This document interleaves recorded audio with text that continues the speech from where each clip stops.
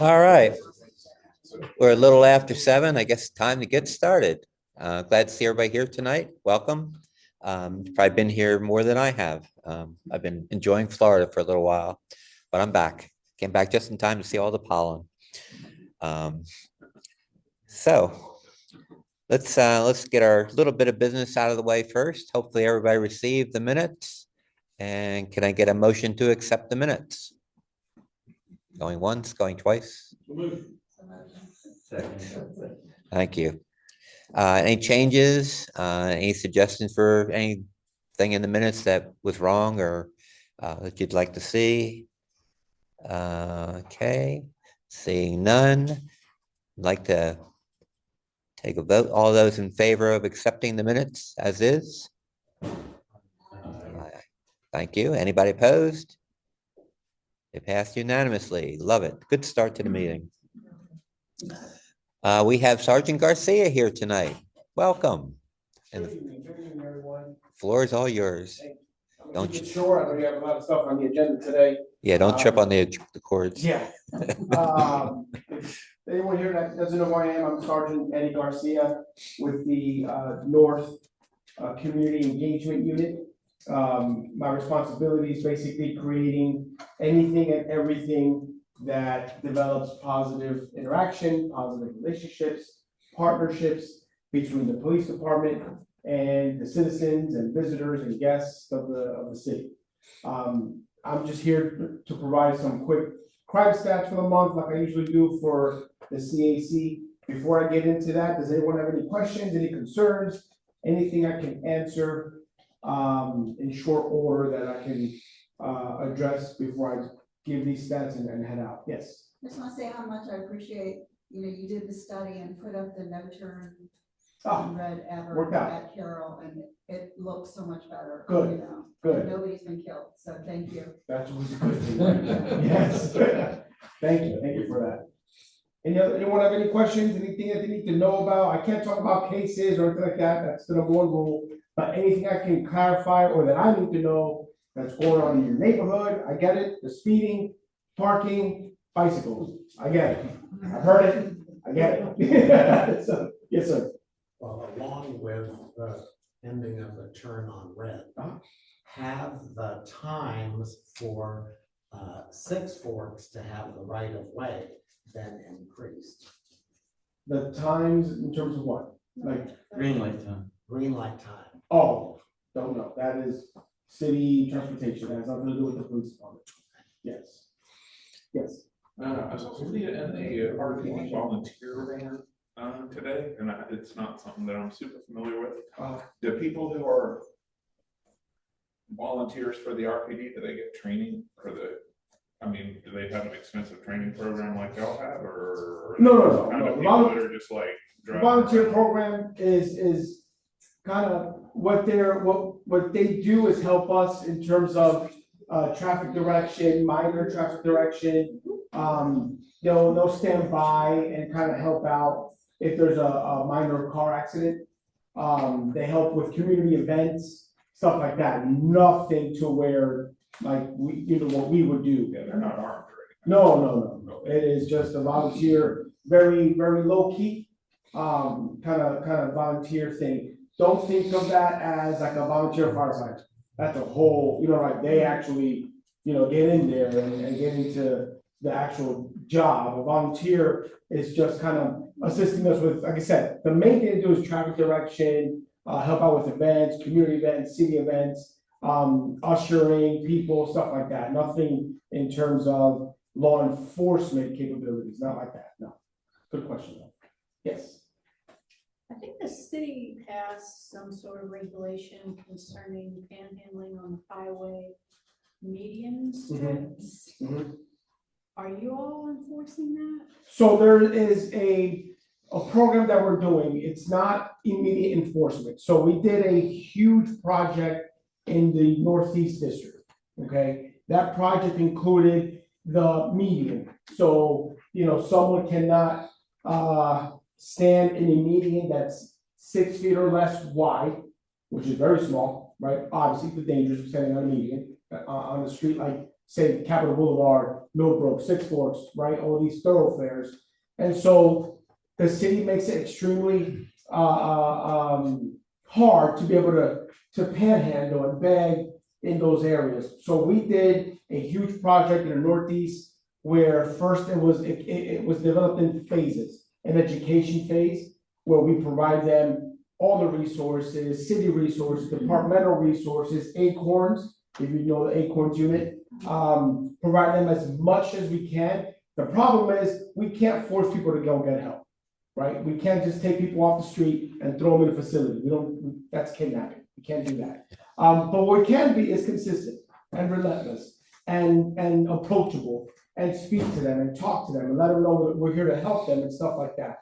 So that education phase lasts about a good 2-3 weeks. And then we go into the enforcement phase where, okay, now we've told you 2 or 3 times, you cannot be out here, number one, without a permit, at certain times of day, certain places, and you're in violation of all of them, right? So now we've warned you 3 or 4 times, now we're gonna give you a ticket, right? And now you have a court date, now you gotta go, to in front of the court and from the judge and all that. Well, if that doesn't work and they're back out there, now it's in custody arrest, now we're gonna take you to jail. So it's not a immediate enforcement, get out of here, it's, we have to give them all of the effort, all of the resources that we can possibly give them, and some use it, and some actually do better with it, and some don't. And then, of course, we have to take the next step as we go, but that doesn't happen for a good 2-3 months. And yes, during those times, yeah, they're there. But again, it's a constant battle, right? Because like I said, we can't force people to go get help. We can only give them all the resources and talk to them about the help that we can give them. And it's up to them to do that. But, eventually the enforcement aspect does happen. And it has helped, but it comes in waves. If they're not here, they'll go somewhere else and they'll go somewhere else. And we know about the encampments and we know about, the loitering, the trespassing, we know all about it. And it's just a matter, we just have to stay consistent with our approach to that and help as many people as we can that want that help. Long answer, but yeah, good Well, question. 6 Forks in the Beltline, I mean, I've not gotten to take measure out there to measure it, but it's pretty narrow at the, Mhm. right there at the Beltline. Oh, yeah. And there's somebody there almost every Every day. day. Yeah, Okay. and Wake Forest Road, the guy right down by Safe and Holly Secure Park. Raleigh, Wake Forest, Capitol Boulevard, 540, Triangle, Falls of News, Glenwood, you name it, any major thoroughfare, you're gonna find someone there. It's not new. I We mean, know about I don't complain with the ones that are over off the side and, It's the one in the median, it's the one. in Oh, yeah. the median. the one that gets hit by the car. Dangerous, and especially there where the road narrows and Mhm. everybody's coming on and off. I'm like, I know it. Somebody's going. I know, and it happens a few times throughout the year, unfortunately. Yeah, we try. Yes, yes. In addition to things along the road, it seems like there are more of these little cardboard signs that get stuck along the streets advertising things and stuff. Not during elections, but now there's a lot of commercial things. Those are not legal, are they? That's a good question. I'll be honest, it's so minor, I can't tell you if it's illegal or not. It's just, Unless there's an attorney in here that can help me with that. yeah. That is such a minor thing for us that, I mean, is it all right just to remove it? I would assume so, I'm sure there's a city code. I'm not gonna sit here and say, yeah, it's illegal, and, I'm not gonna sit here and say it's not. It's such a minor thing. We have bigger things to worry about. It's one of those things like broken windows, Yeah. start letting things run down. I know. It is illegal, but it's a code enforcement issue, and we don't have sign enforcers like we. There we go. There's your answer. Thank you. Political signs are legal during elections. Yeah, those are, but now you got signs. You talking about like the business, small business advertising, car wash. And you got the Yeah. company that makes signs advertising, Yeah, there. yeah, It's just to be, Oh, yeah. the Like I sign. said, a city code, I mean, that's exactly what it is. Honestly, we got bigger things to go worry about than that and say yes. My name is Ernie Jones. I'm with the town neighbors. I'm considering this meeting, so I don't know what kind of things here about parking, but I just wanted to ask if you know anything or heard anything about parking of trucks illegally in the right of way along Lassie Mill Road in the main district of Midtown. Have I heard anything, or do I know if it's illegal? Both. I think it's illegal, but you can tell me. Well, if there's signs, then it's illegal. No, it's not. It's in the right of way. So there's a bike way, right of way, they park there. On the bike lane, In the bike lane, Okay. and in the right of way. yeah, Nothing for us to go then it's illegal. So I've written to the city about it, the city attorney. Yeah. Nothing's, no response. Right, so the most we can do is ticket the truck, right? The police haven't even done that when they've been asked when they've come. They responded, where do you expect me to park is the first question. An officer said that to you? Not to me, it's been reported to me. I'm part of the town Neighbors United. Okay. They Remember said they it to told me. An officer said that to you? What do you expect from the park? Or Yeah. you expect them to park, they either park in front of my driveway, in front of my mailbox, they mow down my mailbox, they mow down the mailbox of the guy next door. Is that because of the construction, right? No, No, because it's just trucks parked there. routine, every day. I send pictures Yeah. regularly to the city's attorney saying. Well, you say, okay, so you're sending it to the wrong place, so I'm gonna give you my card, Okay, send it to me. great. The city attorney can't go down there and give it to you. I understand that. I understand that. I was asking everyone to send. Send it to me, Okay. directly to me, I'll handle it. I got one of your tickets too. You know what? Careful, careful. I know, no, it's okay, that's what I'm here for. Anybody else? Thank you. Nope, okay, bring it away. All right. Any other questions before I get into the stats? Everybody good? All good. Okay, real quick, I always do the top 10. I like doing top 10. That's kind of the most realistic, the most impactful stats for the month. Real quick, the calls for service. In other words, the calls that generated through 911 or an officer picking up the radio and just getting on dispatch and requesting a call or to get put in the system. Number one call for service, everyone will like this, is traffic stop. That's an officer-initiated traffic stop. That means we are listening to your complaints about the speeding, the cars, the reckless driving, the motorcycles, all the things. 193 in 30 days within this area, not even the district, within your Wow. CAC, almost 200 traffic stops in 30 days. Wow. Officers are working. They're out there working. The second one, number two, is security check. That means officers being proactive, checking on businesses, doors, areas, parks at night, the areas where we have gotten those complaints and there's suspicious activity. Those are called security checks. As an officer initiated on their own security check, 89 of those in 30 days within your own CAC. Again, not the district, that's a huge district. We have triple that amount. We're speaking about your own CAC. The third one was a Wake County Sheriff's Civil Service process. Those are like eviction papers or subpoenas or stuff like that. The fourth is car accidents, 78. That's a lot for your area. Be careful how you're driving, spread the word, obey the traffic lights and signs and patterns and all that.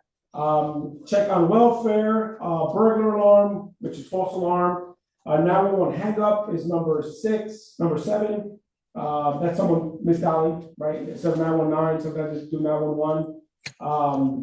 Off duty assignment, which officers working extra duty, and talk with officer. Those are your top 10 calls for service in your CAC. That is a great month. Reports. Number one top report that was written for the 30 days was a miscellaneous information. That means someone called 911 and just wanted something documented. Not a crime, not anything, no one got hurt. It's just someone saying, hey, I just want this documented for record keeping. That's the number one reported kind of report that an officer submitted in your CAC. 39 of those. A larceny happened, 19 reports of that. An assault, 18. A fraud, 15. Vandalism, 15 of those. Larceny from motor vehicles, right? What do we say? Lock your doors. Get your personal belongings out of the doors. Don't tempt people to commit a crime. Don't help them by keeping doors unlocked. We had about 10 of those. All other offenses, motor vehicle theft, 6 of those happened. Traffic violations, 5, and drug violations, 4. Not bad for a 30-day period in your own CAC when the number one thing that's getting reported is just a miscellaneous information. That's incredible. So congratulations on that. With that being said, this is my last month doing CACs. I am retiring. Oh. So, I'll be around. I won't be fully leaving. I'll be transitioning, kind of taking my time off and traveling and taking some vacation and resting and spending time with family. But after 26 years now, it is about that time for me to kind of make my way out. But my officers will come and attend the CACs. I'll probably be back for the June one, just one time, and kind of introduce my officers that will be taking over for me. But this should be my last one, but if not, don't be surprised. I just can't get away. You're only an email and a phone call. Will someone be replacing you? Yes. I'm officially retired when I'm not working anymore in October. But starting in June, I'm starting to take my long vacation. Nice. Yes. So you're coming to our city. I got that one last one. Yeah, last one. I mean, that'll probably be my last one. Well, we appreciate your service. No problem. Thank you. Have a good night. Enjoy the meeting. I wanted to address the one thing that was asked. You asked about traffic lights on Six Forks. They're getting really bad in terms of the timing between lights, particularly coming off the side streets. Rowan especially is really bad. I've been stuck out there a couple of times. I have asked Division 0 people to use their current technology to evaluate the light timing, because it definitely is off. If one light is off, they're all off. I'm hoping to hear from them. I asked them about a month ago, haven't heard from them, but I will follow up on that particular issue. Since they're working, they're going to add a light on Six Forks. They're going to have to redo the timing with another light. And then they're going to work on Millbrook. So hopefully it'll get better. Well, thanks, because I'm not the only person who's seen this. Other neighbors Oh. have too. It ticks me off every time I go up Rowan. So, all right, moving on with our program and kind of a follow-up to the sergeant. We have John Cerqueira with us tonight. He is the executive director of the Citizens for a Safe and Secure Raleigh, and appreciate. You may remember John. He ran for city council. Hopefully, maybe he'll do it again, but we'll see. But John. Hey, everybody, we all. So John Cerqueira, yes, I'm the executive director of Citizens for a Safe and Secure Raleigh. What is that? Good fast follow to Sergeant Garcia. We are a nonprofit that advocates for public safety, particularly law enforcement, for Raleigh specifically. And so we are in a budget cycle right now. I'm sure many of you have been following that, right? The budget review. We know that there's a budget shortfall. And so one of the biggest kind of points for Safe and Secure Raleigh is ensuring that the city budget in particular affords the appropriate amount of resources to our officers. And so what does that mean? Well, number one, and most clearly, we have a staffing issue with the police department. In 2001, about 25 years ago, we had 777 police officers. And we had a population of about 270,000 people in Raleigh. Today, does everybody know what the population of Raleigh is? Yeah, so we're pushing 500,000. We have fewer police officers now, with almost double the population than we did 25 years ago. That's problematic. So all the calls that Sergeant Garcia was referencing, and can we get to this thing? Can we get to this thing? The reality is the police are having a triage right there, understaffed. One of the things that we did, I joined the organization about a year ago after this law enforcement advocacy and first responder advocacy being part of my platform. One of the first things we did around this time last year, it was last budget cycle, was advocate for increased police pay. So we need to attract more police officers, right? Recruiting, which is tough. It's a tough job, as I'm sure you can imagine. And the police and other city employees got about an 11% raise. And that was good in terms of attracting some officers and retaining officers. What we're facing now is this persistent issue of what's called regrettable turnover, meaning people leaving, not retiring, and not just getting out of the police force in general, but leaving our police force and going to surrounding towns, right? Mostly because they pay more, right? Like Forest, Cary, Fuquay pay more, and there's more access to resources. And so the point of my being here today is, as we're in the budget cycle, for those of you who I would imagine in this room tend to be vocal and used to outreach to your elected officials, if and when you're reaching out to them, see if you can advocate for increased resources for the police department, particularly for retention.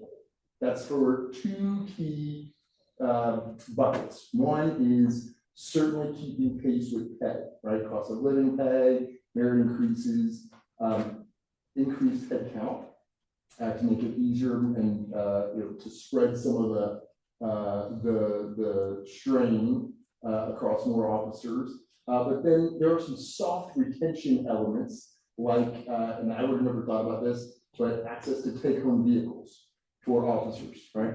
And particularly outside the county. I'm sure we talk about this a lot. I know a lot of you residents have been here for several decades. We've seen the cost of living increase almost exponentially, and so a lot of officers not only don't live in Raleigh, don't live in the county. And so access to take-home vehicles outside the county, particularly Johnson County, will help because that is the #1 reason in exit interviews when officers leave Raleigh to go to another municipality of why they're leaving. So, hey, I get a car over there. I don't have to have a car payment. It'll keep me, in our neighborhood safer. There's also an efficiency element to this in that if an officer lives, say, in Clayton and has to get ready for his shift, goes from Clayton to the vehicle area at headquarters, they're not in service from that ride to that location. So if there's a call on the way into work, they can't do anything. So one of the kind of soft benefits from an efficiency perspective is having kind of a halo around their dedicated hours, in that they get in their car heading to the precinct, and if they get a call on the way, they go directly to that call. Same thing on the way home. And so if you all are inclined to be vocal about your asks and resources for the department, particularly in terms of retention, that's increased pay, that's access to take-home vehicles, and we would appreciate it. Yeah. If you'd like to learn more about the organization, also, it's safeandsecureRaleigh.com. Yes, sir. Quick question, does the city of Raleigh have any program to help subsidize housing costs for officers, particularly in high crime areas? I know a lot of cities have said you take your car home, you live in that neighborhood, and we'll help with the living expenses. Yeah, that's a great question. City does not, to my knowledge. What I've heard is that there's some effort to work with the apartment association to see if apartments would be open to discounting rent for first responders, police and fire, for being there, right? For all the reasons that we know it's helpful, right? Make it easier for them to live, protect those communities in which they live, and show presence. Does your group have anything about where it must be a huge nut to crack. I mean, it sounds like the police department's going to be twice the size it is. I mean, population-wise. Mm-hmm. Any idea where the money should come from, or does your group is suggesting where it comes from, or who doesn't get money they otherwise would get, or where you raise more money? Yeah, you get less money for sure. Everybody's for it. I'm for everything you said, but where do you get the money? Yeah, I mean, it really is in the hope is that we have an organically growing tax base, right? So we have more population here, they should be paying more money. And so, I don't know if you've been following the budget shortfall, but that was based on kind of an absence of receipts, right? People contesting their property tax. There's also a loophole that developers were able to take advantage of that I think was not foreseen. And so, inevitably there will be a tax increase, right? That's what we're all hearing out of the city. The hope is that as that happens, and this is a tax rate increase, that money can be funneled to those resources. So is this a grassroots citizen group that, okay, Yeah, this isn't part of the city, and there's a police foundation. so you guys are a citizens group that are lobbying for, so I just want to say one thing, that was one of the best assessments of what the problem is, for what you laid out there, in my opinion. Sure. I think we got to come to grips with the fact that, we're not gonna solve this problem until we get competitive with police pay in the area, because the revolving door's always been there. And they'll say that too, that, oh gee, we got 30 people coming up, and then, well, 30 people just went out the back door. Yeah, there's a leaky bucket for sure. And you have retirement, you have things that are expected, and you have people leaving for life reasons. It's the again, the term regrettable turnover, people say, hey, this is untenable, Raleigh's getting more complex to police. There's some circles that are, hypercritical of any law enforcement. And so between that and the fact that it's just, costs are rising and pay is tough and, resources are scarce, that's an issue. Question. Does your organization able to get a more detailed police budget than, say, the city council publishes? Unfortunately not, we don't have any, that's the best, that's the source of truth that we go off of. We try to do some kind of back in the napkin, kind of reverse engineer what's going on, like a head count. How much are we paying for flock and volunteer instead of paying officers and that kind of stuff? Yeah, that's great. Yeah, I mean, I would have that broken down, and I don't know, unless you do, I don't have any knowledge. I don't right now. I'm sure not people researching it, but like, as not on the city council as a candidate, it's not as easy to get the. Yeah, we're not city council either, and, good question. Yeah. Just for clarification for me, on the news tonight, we had teachers being interviewed about how their salaries have fallen way behind inflation. Their salaries are in good part supported by the state. Raleigh PD has no state support, that's all city support, is that correct? That's a great question. I don't want to say there's no state support. I think there's some kind of tangential programs that are supported, as far as the police pay and jobs to the budget. That's all the state level. Just a quick question, please. In the professional world where you're an employee and you are educated and you receive a certification or a degree, you're obligated to stay in that position for a certain amount of time. If you leave early, then you have to kind of pay it back. I guess there's nothing, because what's it, a year or something that they go through training? That's right. Yeah, I guess they don't fall under that requirement. That's a great point. Yeah, I mean, there is this pattern of Raleigh is the kind of regional training center, and so there is a not so secret of officers who intend to serve elsewhere to come get trained by Raleigh. We pay for that, and we so I don't know that there's a program that would reimburse.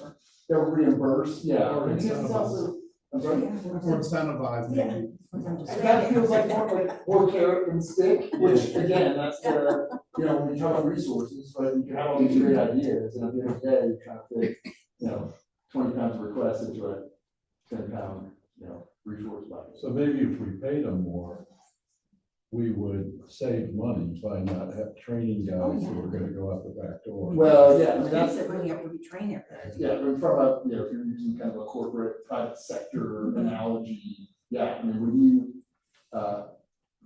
leave it, when an officer leaves to replace that person, on average, is $100,000 a year of an officer. That includes their salary, not getting $100,000 a year. But that's like burden, like benefits, and all, burden is a corporate term. You're budgeting for like all the costs around an employee. And so from hired in the academy, they're there for about a year, then they get out, then they're kind of, on a probation of sorts. They're not fully active in, and able to go to calls solo for 2 years. So you're losing about $200,000 a year, right? That's the self cost of attrition, of unwanted attrition. So there's a financial case to be made for more resources for retention. Okay, if there's no more questions, John, I appreciate your presentation. Yeah. And everybody knows now that what John does in his spare time. And the fact that his organization does exist, it's the only one that I'm aware of that supports the police and is out there, basically. And the reason I asked John to come, it is budget season right now for the councils in particular.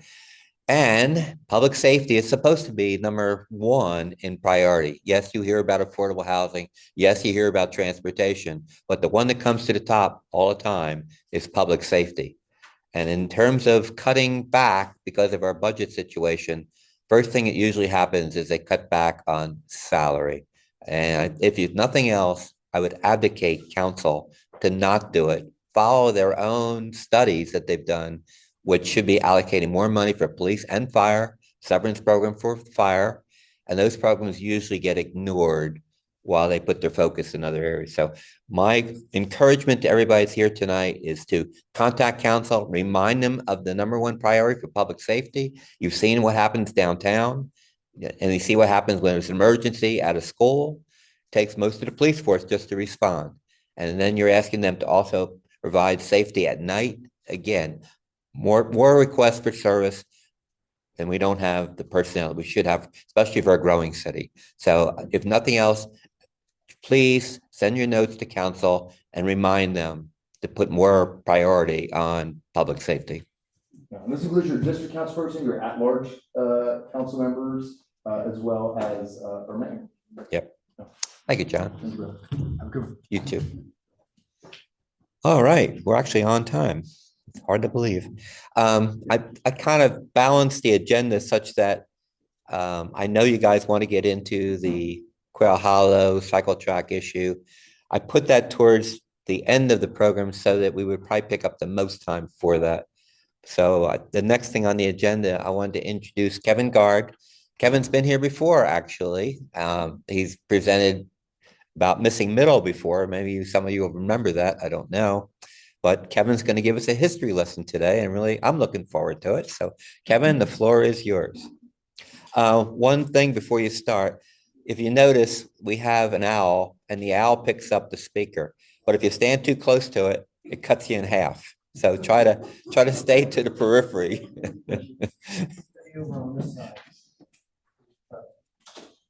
Okay, thank you. I am thrilled to be here tonight to talk to you a bit about some work I've done over the last year.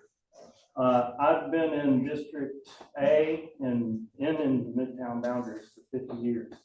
And so I grew up here. And one of the things that I was exposed to as a kid living over in Quail Meadows was some mill remnants over by Fox Run.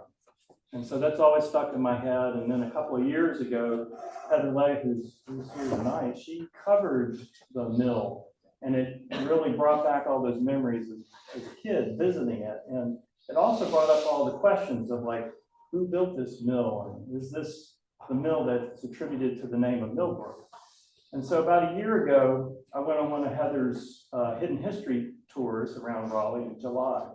And at the end of that, I said, you know what, we don't know much about that mill. I'm going to see what I can find out. So what I'm going to show you today is what I found out about that mill and another mill here in the Millbrook area. So we all are familiar with Millbrook as being a thoroughfare road from Capitol Boulevard, US 1, all the way over to Glenwood Avenue.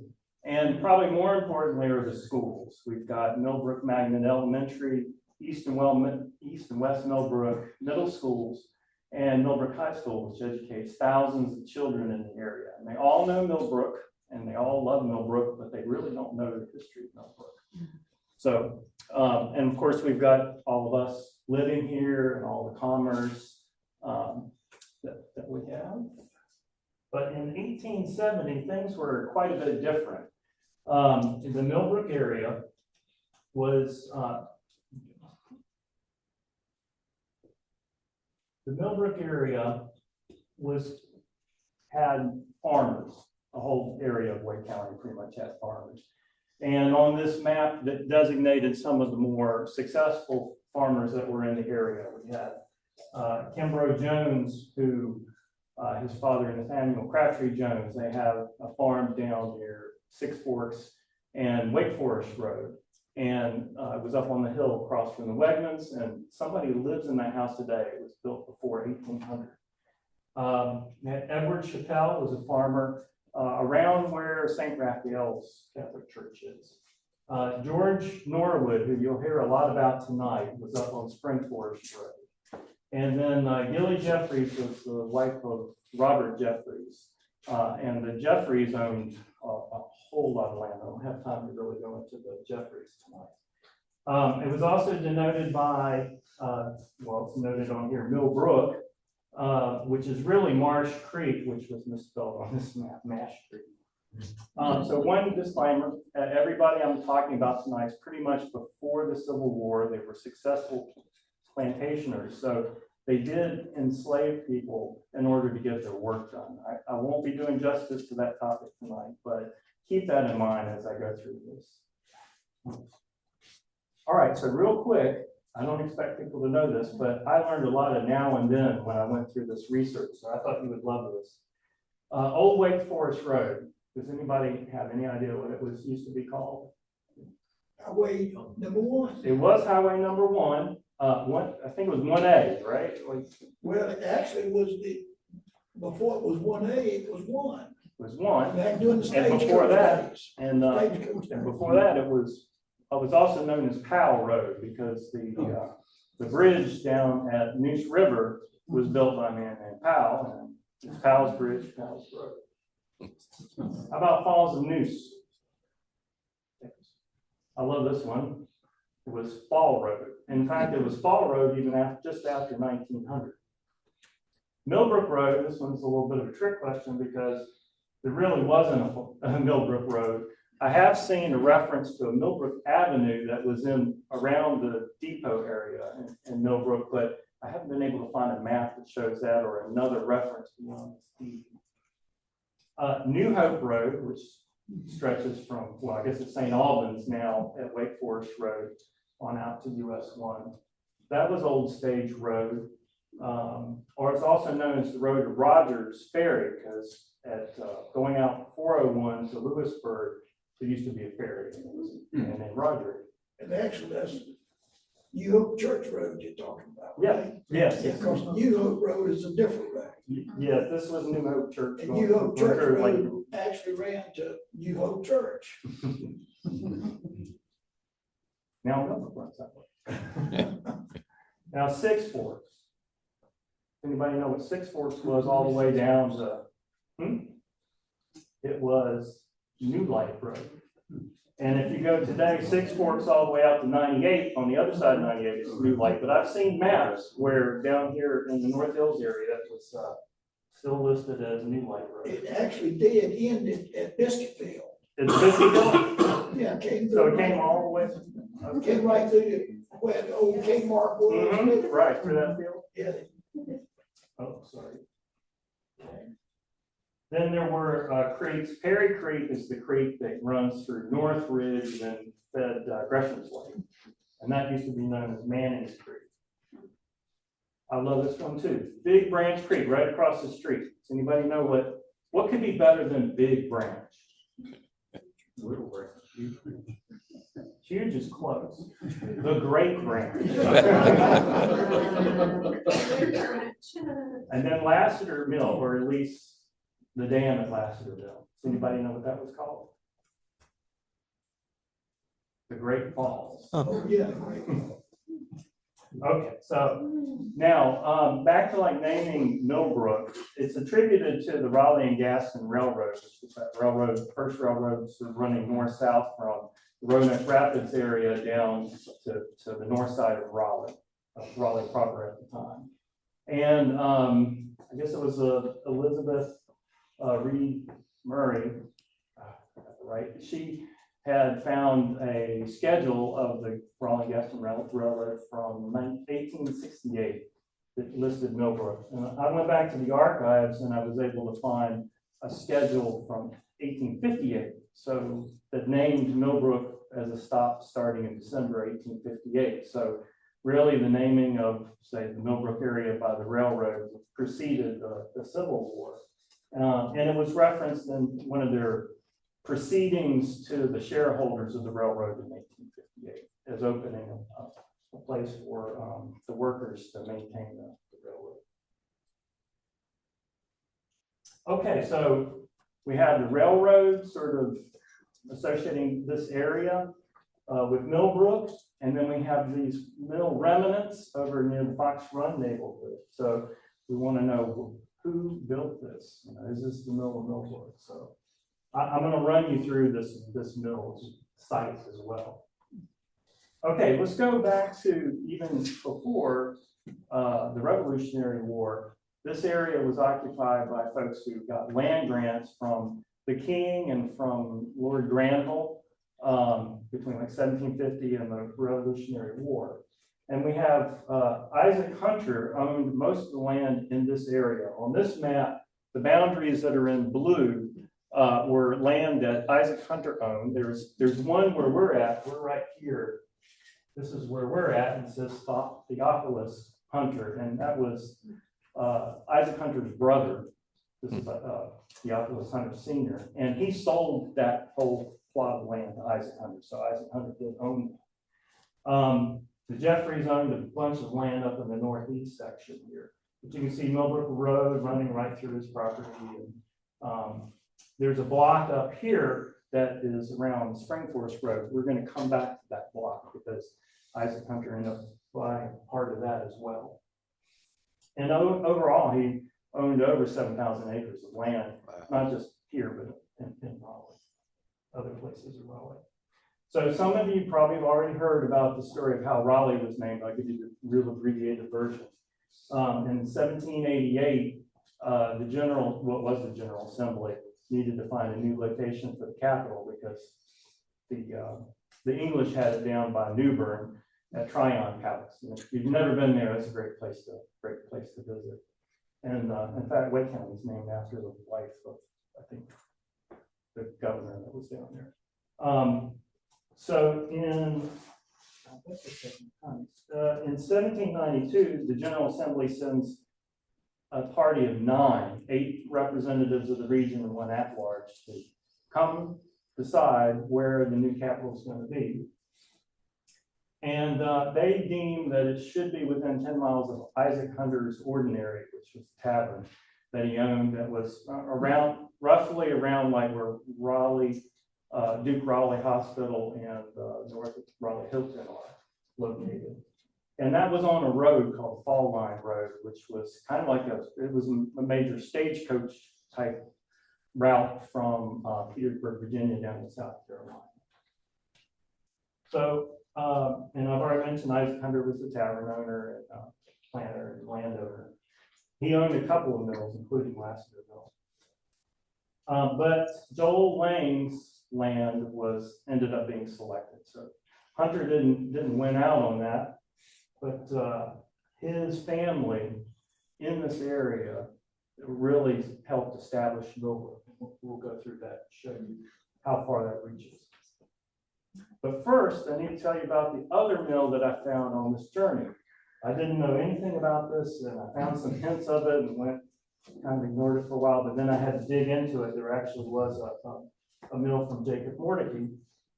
And to give you a little background, we just talked about Joel Lane real quick. He had the land that's Raleigh proper. And then within 3 generations, there were daughters, Temperance, Harriet, and Margaret Lane.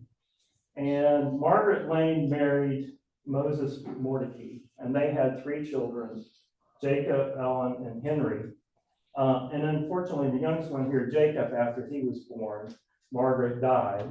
And then a few years later, Moses died.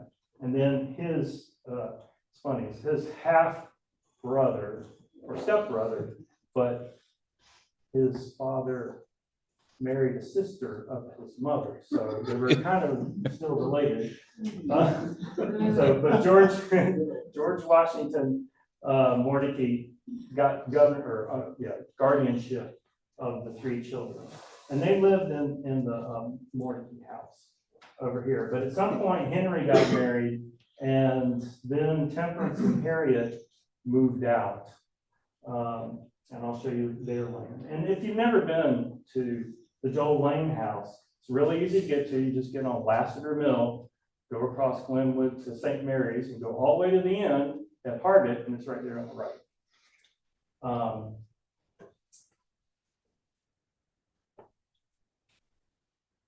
But Temperance and Harriet sort of took Jacob under their wing, and I'll talk a little bit more about that in a minute. All right, so I need to give you this relationship between the Mordecays and the Raleigh and Gaston Railroad. So George Washington Mordecai, he was the first president. In fact, he was heavily involved with the experimental railroad that preceded this, that brought the rock from the quarry to the new state capital that was built. So he was first president, and then he was a director until his death in 1871. So big involvement with the railroad there. In 1834 and 5, Harriet and Temperance Lane, they go by a plantation. Like I think that's when Henry got married and they needed to move out. So they buy land southeast of Millbrook on Marsh Creek. And a few years later, the railroad just happens to run through their land. And then Jacob, at some point in here, Jacob takes ownership. Jacob was around 13 or 14 when they bought this plantation. And turns out too, that plantation was owned by somebody who was married to the son of Isaac Huntington.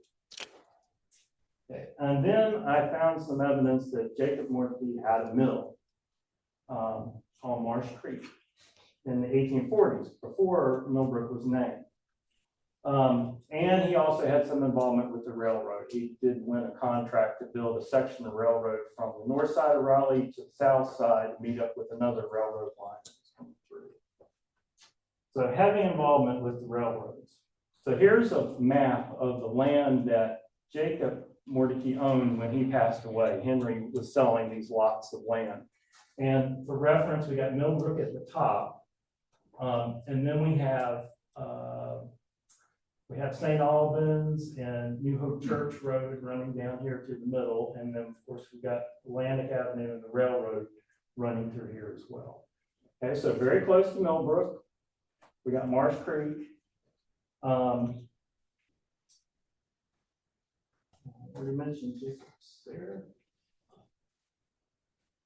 All right, so why do I think there was a mill there? Well, one thing, I came across a document. You remember I mentioned Theophilus Hunter.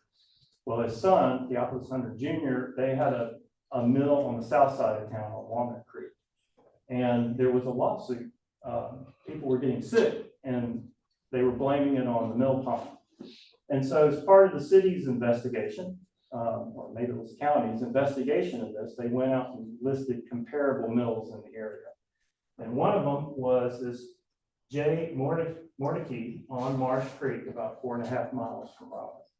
So that was my first hint that there might be a mill. Then I did some more digging, and there were newspaper ads from the 1840s where Jacob Mordecai is endorsing this invention that another person, Major William Collins, had licensed to sell in the area. And so Jacob Mordecai is talking about how this invention is so great for making feed for his animals in 1845. And then on top of this, William F. Collins had a farm on the south side of town on Walnut Creek called Millbrook.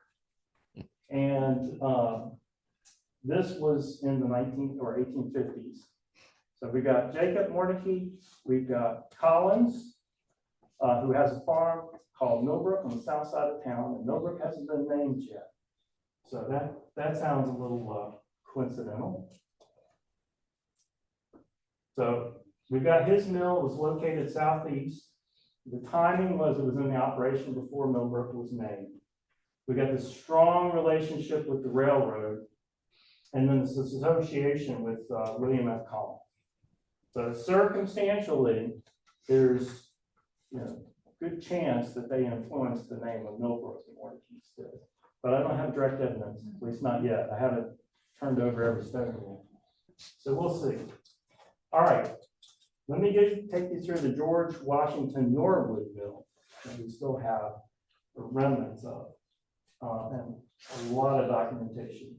So here, just to give you an idea, it's near the Raleigh Racquet Club along Marsh Creek. And this map on the left, I'm a techno person, and I couldn't help myself when I found digital elevation maps in North Carolina.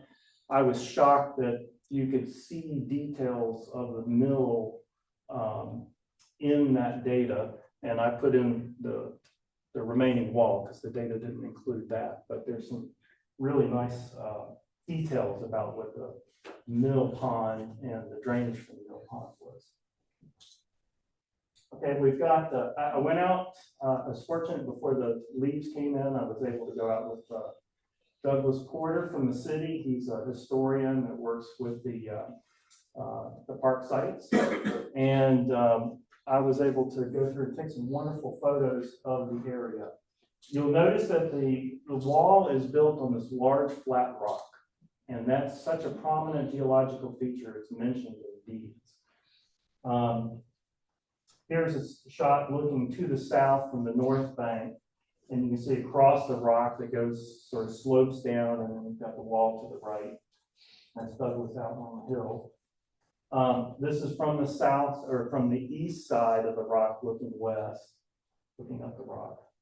And then as you go to the wall and you look straight across, you can see that there's a mound on the other side that's in line with the wall. That was part of the mill pond earthen dam. And then up, this is up on the south side of the hill. There was, you can see that mound's on the left on the upper picture. And then to the right, there's this culvert, which was sort of a drainage from the pond that would go along the hill and then drop back down into Marsh Creek. And the bottom picture is from going down to the end of that where the drop is and then looking back towards the dam. So there's some real interesting features of the mill pond and drainage still left in the area after these years. And this was just a rough estimate of where the water line might have been just from the mound peak there on the left-hand side. This is just behind the wall. Okay, so let's get to the history of this mill. I told you about Isaac Hunter. His eldest son was Jacob Hunter. And he bought around 1,000 acres from his father. He fought in the Revolutionary War. I'm trying to get some of the details of that. He owned about 1,000 acres. Most of it he bought from Isaac Hunter. And that included this plot of land up on Spring Forest Road. It includes part of Millbrook High School and the Exchange Park. And then these lots down on the south side. Okay, and when Jacob Hunter died around 1798, the land got divided, and this was the land division. His wife got about 1/3 of the land, and then his children got each roughly 1/3, about 65 acres each. Okay, now, one of the daughters, Rebecca Hunter, in 1814, she marries Augustine Norwood.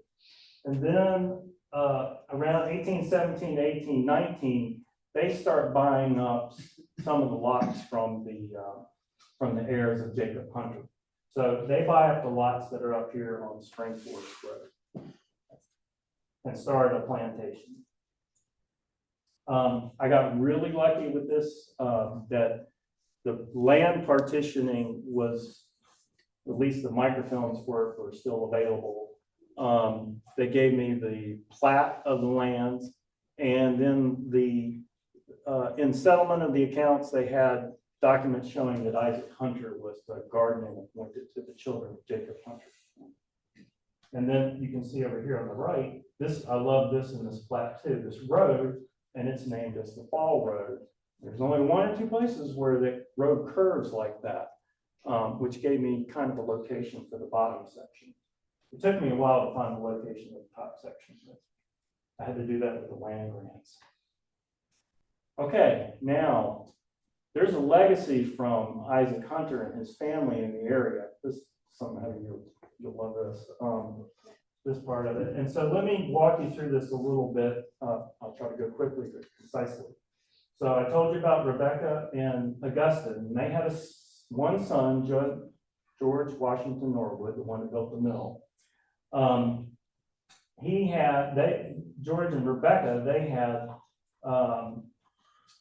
Augustine and Rebecca had several children. It was George and Rebecca that had one child, George Jr. And then George Jr. had several children. He had 2 marriages. But Walter Jeffries stayed in the area up there around Spring Forest Road. And then there was a Norwood around the area until 2000, another George Washington through the ages. George's sister, Evelina, married Thomas Briggs of Briggs Hardware and Briggs and Sons. And their son, one of their sons, Thomas Briggs Jr., George Washington Sr. thought so highly of him, he listed him on his will to be the guardian of their only son and also manage his estate if he was to die before his son was 21. So that tells you how much George Washington thought of his nephew. And then one of their sons, I have to really thank because he documented the Hunter Norwood family genealogy, this Willis Briggs. So that's what got me this connection. Now, George had a brother, John H. Norwood, and they were pretty close in age. But John was up in the Bartons Creek area. And on that map I showed you earlier, 1870, there's a J. Norwood living up there, and there was a Norwood Mill up in the Barton Creek area. They had a son, George Branch, who was also in the Barton Creek area. But as Heather well knows, and then there was another historian around, Mike Maderos, covered Onus and Lydia Norwood and Jack E. Norwood, who lived in that plot of land that's there around Old Wake Forest Road, sort of just north of the Marketplace Shopping Center. It's an oasis of land that they've owned since the mid 1900s. So we have today living in Millbrook, a descendant of Isaac Hunter, who's been continuous Norwoods living in this area since around 1778. Amazing. And Heather and Mike cover some of this at this later point, but this ties it together. Okay, so George Washington Sr., he was a successful plantation owner, and here's some evidence of it. 1848, he buys a plot of land that includes that flat rock. So that's south of the land they already owned on Spring Forest Road. In 1856, his mother died a little before that, and then he buys out the heirs of Augustine Norwood for that section of land there on Spring Forest Road. During the war, he paid for a substitute to fill in for him to serve in the Civil War. They allowed that. It wasn't very popular because you had to be somebody of means to be able to do that. So people looked at that pretty unfairly. And same year, he marries a widow, Rebecca of Warren High, Marriott. She'd been married to a Marriott. Her maiden name was High. I think her brother was Sheriff High. Okay, after the war, he applies and receives a pardon from Andrew Johnson. That's what the document is in the background. And then in 1868, just a year later, they built a plantation home on Spring Forest Road that they called Tullamore. And I'll show you that in a minute. In 1871, he built this, or at least has the intent to build this grist mill on Marsh Creek. I have to tell you this story. I threw this in really quick. One newspaper article showed about Mr. George W. Norwood, so it's 1857, so this is senior. He's riding on a train from South Carolina back to Raleigh, and he wakes up in the middle of the night and he's shot. Or at least on the train, he wakes up from a nap and he's shot. He's wondering who has shot him. And it soon becomes apparent that the gun that he carried with him went off and shot him in the ribs. And the bullet was lodged in his ribs, so between his fifth rib. And he continued on the trip to Raleigh before having the bullet removed. And the newspapers say, we congratulate Mr. Norwood on his escape.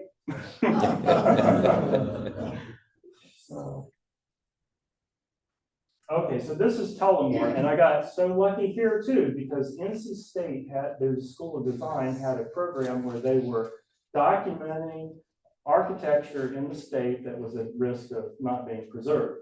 And they documented the Tullamore plantation. They didn't know it was called Tullamore, that came from the newspapers. But they went and photographed and documented the architectural details of their plantation home.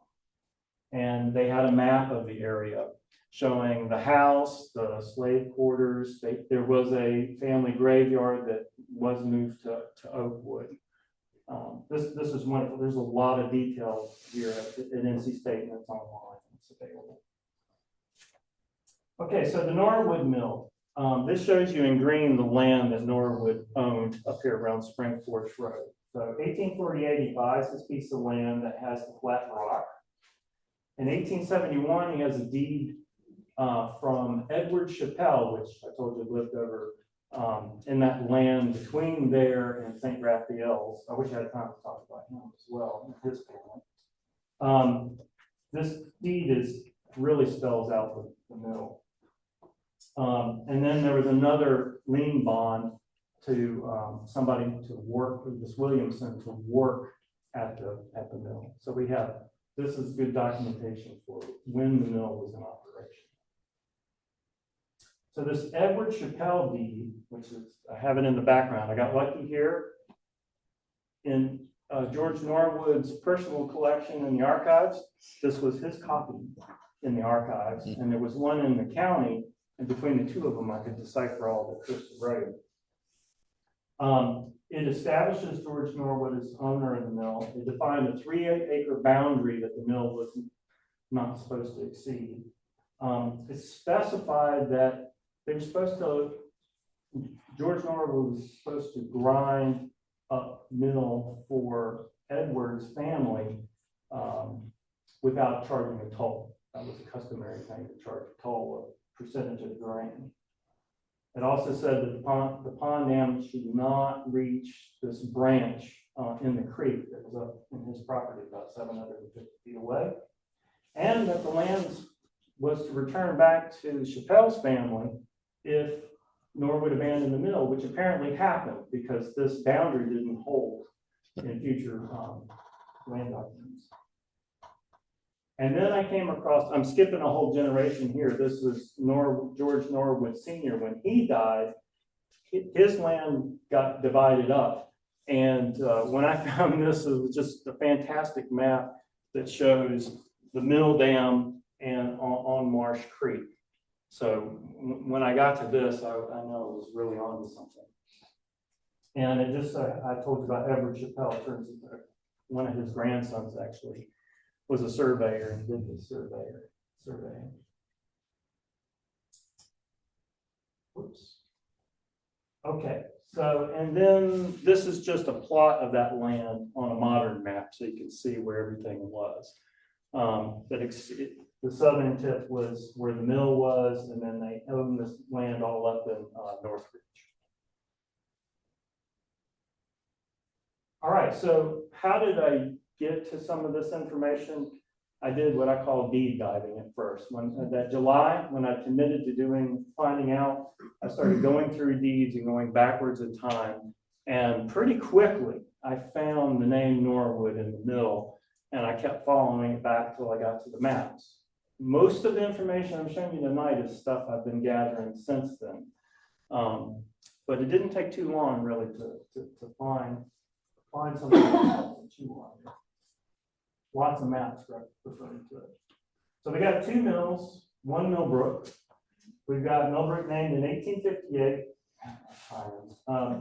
Jacob Mordecai Mill, descendant of Joel Lang, and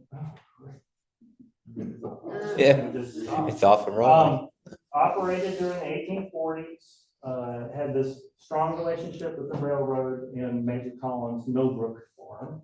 And then I've shown you George Norwood's mill, descendant of Isaac Hunter, built around 1871 and operated during the 1800s. I think it's just fascinating that somebody from Isaac Hunter's family still lives in the area 248 years later.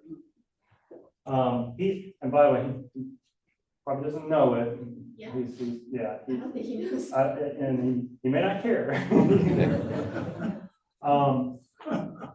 Okay, the other thing was I did this work in hopes that perhaps if the city ever did build a greenway, that they could preserve the mill. And I talked through Douglas Porter from the city and talked to some people from parks, and sure enough, they are planning they're starting a plan. They don't have funds for it, for a greenway along Marsh Creek that would go all the way almost from Spring Forest Road down to Crabtree Creek. Wow. And they do have an intention to have the mills as part of that. So that was special to me because that was one of my big motivations for doing the work. I had used a ton of resources. I was amazed at how many resources there are for doing research. My references. Anyway, that's the story of George Norwood Mill, and a hint from Jacob Mordecai's mill. I have a lot more leads to kind of follow up on, both in the Millbrook area and on these mills, but this is the bulk of it. Well, Kevin, we'd love to have you back at another time to kind of finish the story. Yeah. Well, as Heather knows, there's a lot of history in the area. There's a lot of anecdotal stuff as well. Yeah, I would be happy to start. Well, locally, maybe I'm wrong, but the Exchange property is where we think Hunter's Tavern was supposed to be. And the Exchange people that developed the property said they found it.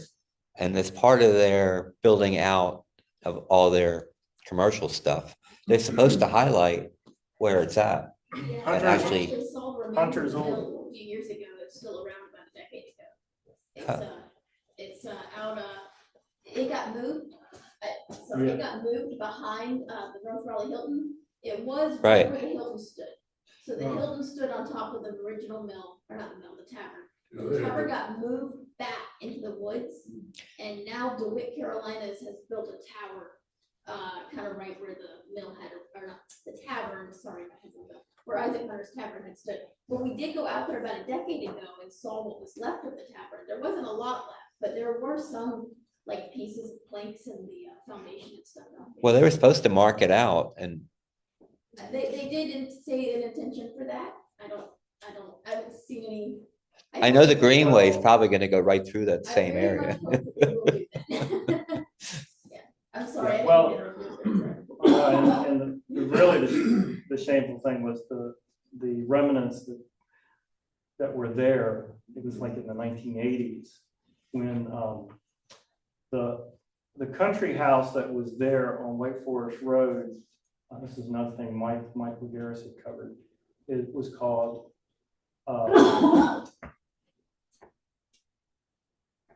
Hardymont. So yeah, Hardymont Street, but it was named after this country home that was there on Wake Forest Road. And this 1822 stage road map shows the old stage road, which this is kind of like the New Hope Church Road, St. Albans, coming into what was Wake Forest Road. And there they have designated Hunter's Old Tavern. How about that? On the map. And here, I told you about Theophilus Hunter's Mill. That was down on the south side of town down here. I have a quick question, if you don't mind. What happened to the Norwood Mill? Like, And apparently the plantation, I forgot what you called it, like the little tunnel. Tullamore. Yeah, Tullamore. well, what happened to all of that? When was it lost and? Well, the NC State documentation there for, and you can see it was kind of in shambles, it's 1966. Okay, so that was from 1966. That was 1966, and the Walter Jeffries Norwood, and I guess his son George Washington Norwood, they were selling land up in that area to developers. And there's a house, there's a little cul-de-sac street where the plantation used to be, like in the knee of Spring Forest Road. But I think it was, the family did sell off the land up there. I'd love to see if you've been over that land. Is there anything left? No. Besides the mill, but somehow this piece of mill just survived. Oh, the mill, I mean. Well, I know the mill did, but I just was wondering about the rest of it, if any of the rest had survived, or just the piece of mill. Just a piece of mill, as far as I know. What a miracle that is still there. Yes, it is. It really is. This location. What was the economic event or advancement that did away with the mills where they were no longer? That's a good question. I don't have a good answer for that. Like the mills were when people were sort of living and doing their commerce off the farming that they were doing locally. Because you're either taking it to the miller in order to be able to sell it at market, or you were getting some of it for your family. But I imagine the bulk of it was for shipping and selling elsewhere. Yeah. So it must have been at the time when you could either cash crops that didn't need a mill overtook the area. Like most of the farmers towards this period of time, around the 1900s, it was cotton. They were still doing corn and other crops like that, but I'd say most of it was shifted over to cotton. So that might have actually dug into it. But the mills were, even after the Civil War, mills were extremely popular for a number of years after the Civil War. I've seen some business directories that list tons of mills, and then you start to see them kind of taper off, getting towards 1900. Okay. The Yates Mill, that they've restored that one. Yes. And there's actually a lot of people that tell that story, so it's really worth going to.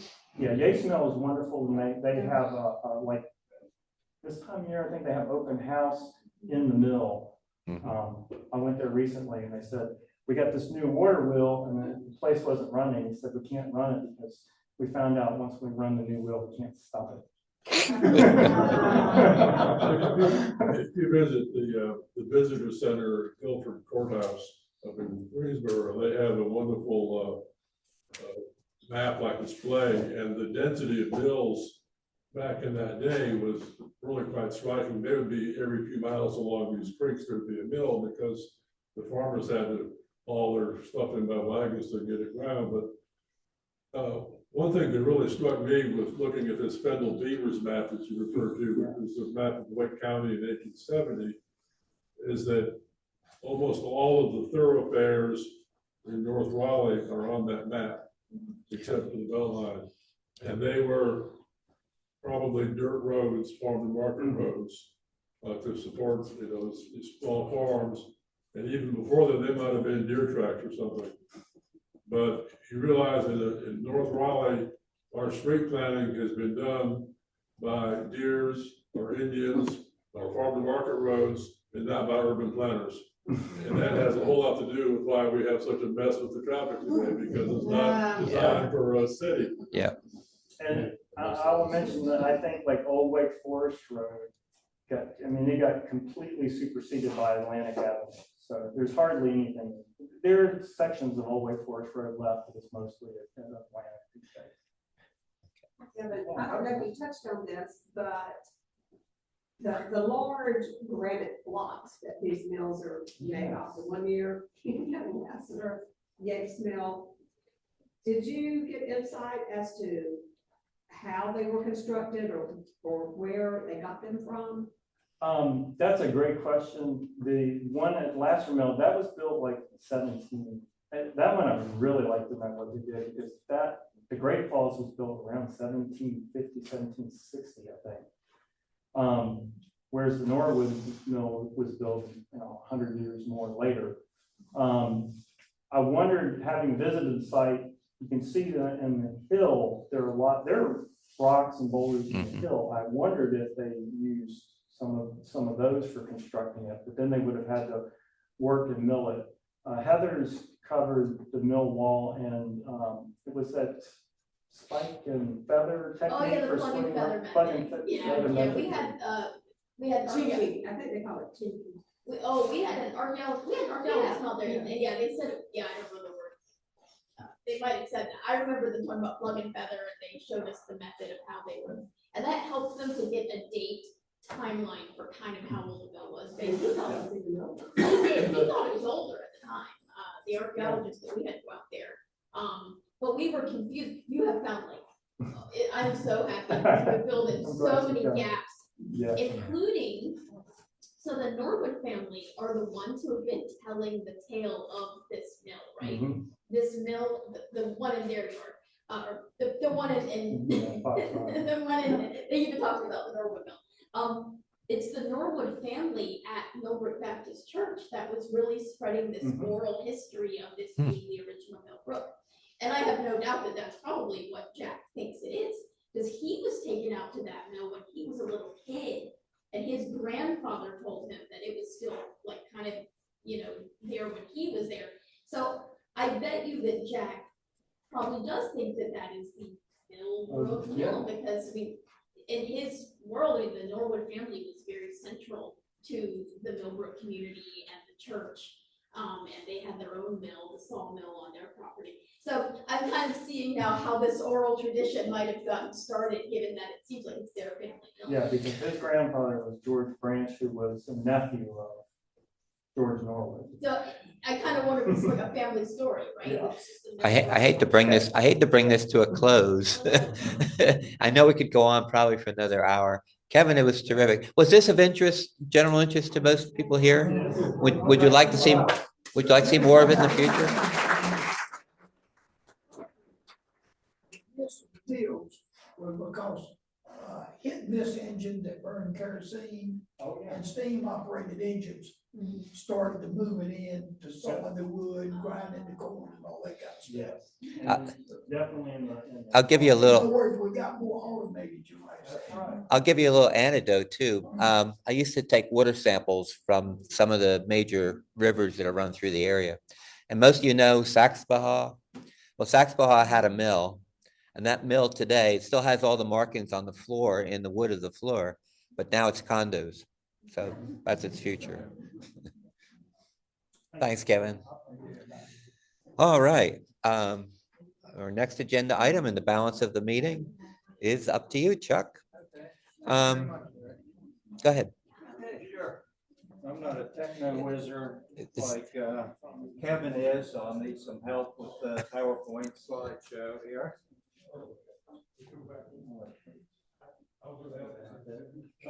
My name's Chuck Newcomer, and I've been a resident and biker in the Quail Hollow area for about 35 years now, and so have some history in the area.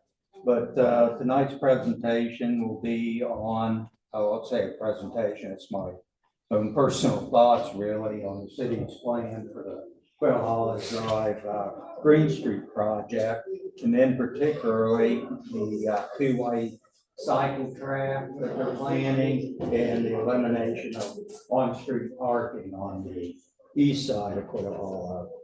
So as I go through this, got a lot of slides, so maybe if we could hold questions until the end and then have an open discussion, we can go back. Chuck, before you start, is there anybody here from the city? Okay, they were, just so you know, they were invited. They chose not to attend. What did they say when you asked them? They said they've already done their community engagement and not coming back out. They said they have all the data they needed, and that's where they presented their plan, and that's what they're gonna roll with. So right now, the city is a go with the cycle track on Quail Hollow Drive. And I'm hoping, especially with Chuck's presentation, and the reason I invited a lot of people here, especially those that bike and those that are more familiar with bike routes throughout the city, is we can come to maybe the best way to move forward. And purpose tonight is to gather input, and maybe if the cycle track is the best way, that's fine. And there's no question that we need to do something and have biking ability, protected bike ability on Quail Hollow Drive. Great, it'll be a connection. Hopefully that'll expand out from that point. But is a cycle track the right approach? That's the point. So, and with that, Chuck. Okay, thank you. Are there any avid cyclists in the room that can kind of help me out with some of the terminology and what we're doing? Well, I do greenway, but I wouldn't call myself a expert cyclist. Okay. Has anybody been on the cycle track? Greenway quite a bit. Has anybody been on the cycle track? Okay. I'd like to know which ones you've been on. I work at Sass and Cary right near Olmsted Park. There's I don't forget the name of the roads over there, but they put in a little. Okay. Yeah. And then anybody else on the other cycle tracks? Well, didn't they have it try out a little cycle track downtown? Yeah, they did. I don't know what happened to it, but that's the one I tried out. okay. So, still there. What is that, Larry? What is a cycle track? Yeah. Look in the yeah. full description of how the city is defining it. And, yeah, dimensioning. And I'll show you some pictures of others in the city. Yeah. Okay. Sorry. And very quickly, I think, most people agree that a city that is good for pedestrians and good for cyclists is good for everybody. Some people may disagree and get aggravated by bikes, but, it's certainly a worthwhile pursuit. And then the next slide is this just kind of the first tenet of city planning. And that's we must design for the way people behave, not how we wish them to behave. And this will come up later in the presentation.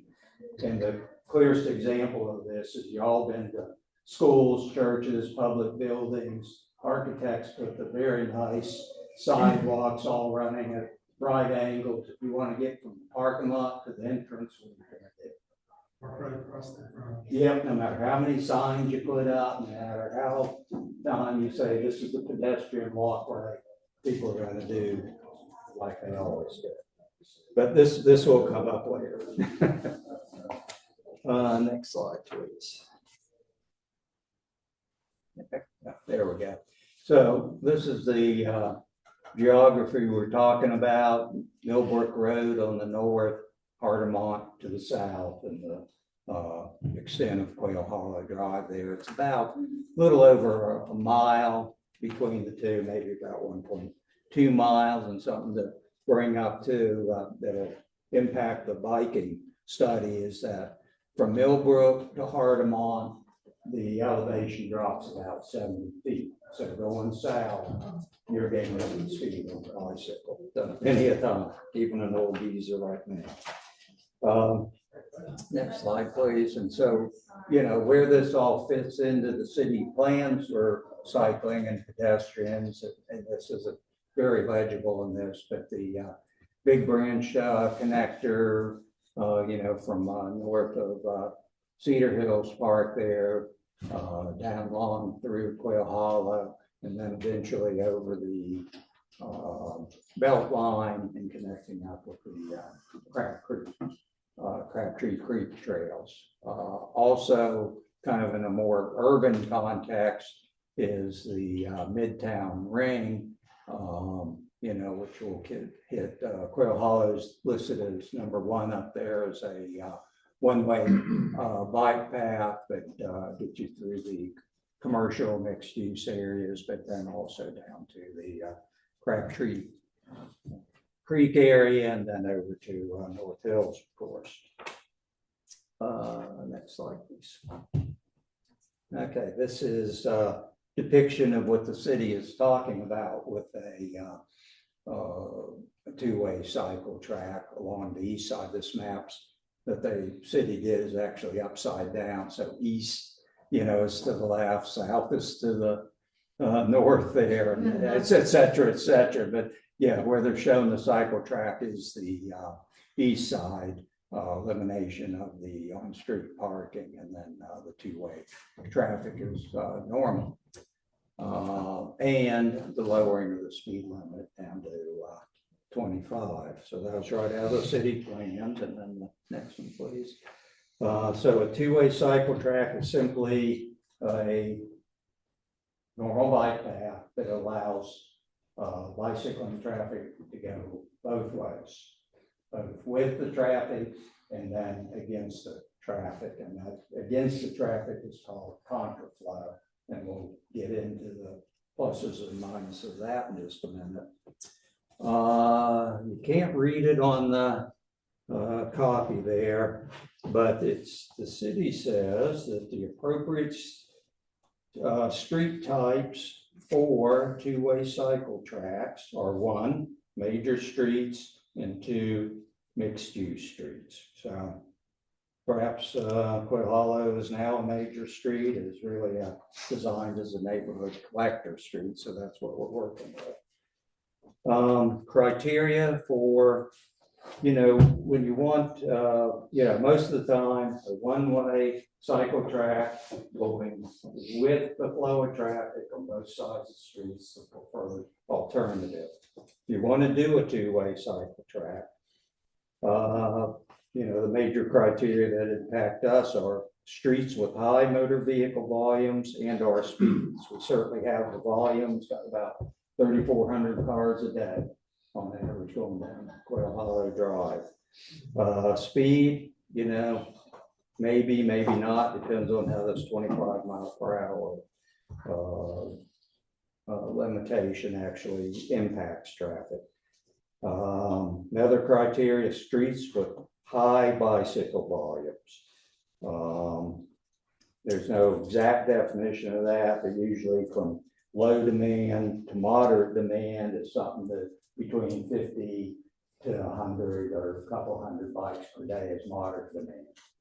Heavy demand is many hundreds up to, over 1,000 bicycles per day. That's where you got your urban corridors, people using it for commuting, people using it on greenways, around Shelley Lake, so forth, that type of thing, where you've really got heavy demand.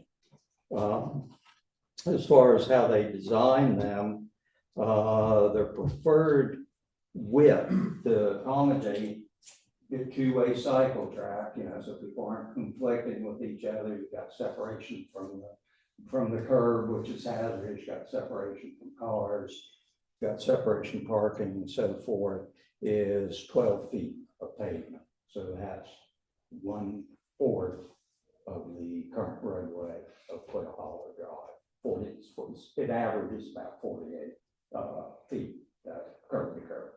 So that would be 1/4 of the entire roadway taken up. If they go down to the minimum of 10 feet, what's that, about 1/5 of the roadway. Next slide, please. Okay, so we wanted to go back to the criteria of streets with high bicycle demand is where you want to, have these two-way cycle tracks. And the demand also. So we'll talk about demand a little bit. Before you start any transportation planning for anything, you need how much people are using, what's your bicycle counts, what are people using? Weekends, weekdays, early morning, late at night, what's happening with vehicle traffic, and correlate all that together to see what type of safety measures you need. As far as we know, City of Raleigh has done zip on bicycle counts. They have done zip on projecting bicycle demand for this. There's going to be the connection. Well, how, what's that going to do now? In a minute, we'll take a look at current counts. Is it going to be a huge demand because these connections are there? Is it just going to be a little moderate demand? Name a number. Come up with a number so that you know what to do. We've just had some improvements done on Hardemont Road with the bicycle lanes. How many people were using the lanes before they did that? How many are using it now? Who knows? They never did the counts on those. Current pedestrian counts. You want to make sure that bicycles, vehicles, And pedestrians are all operating safely together. How many people walk on Quail Hollow Drive on the sidewalks? A lot, but how many? Nothing from the city. And yet, we still do not know if we'll get that, the actual travel speeds down on Quail Hollow when it goes down to 25. They don't enforce it much now at 30, they're gonna enforce it at 25, do not know. And then once we go through all this, does the city have any plans for monitoring, you know, what's happening with bicycle counts, safety, accidents, making it nicer, more livable for everybody. So, yeah, excellent. So, in the absence of council, took it on myself to put up the video and start, like a game cam, start counting what's happening on the street. This is what I came up with. This was late March, start of bike season, really. You know, it got cold this winter, so yeah, but people were getting out.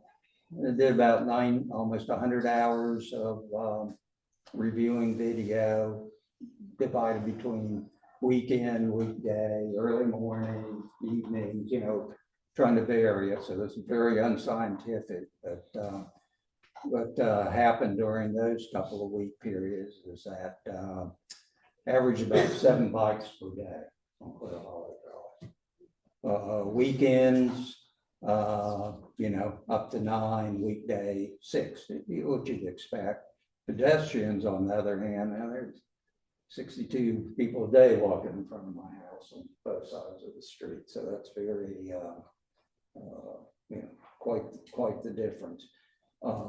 Obviously, come later this spring, you know, like now through early summer is going to be the heaviest bicycle demand. So yeah, you can expect those numbers to double, maybe triple on a nice Sunday morning, you know, that type of thing. But it's still very low demand in the world of transportation plan.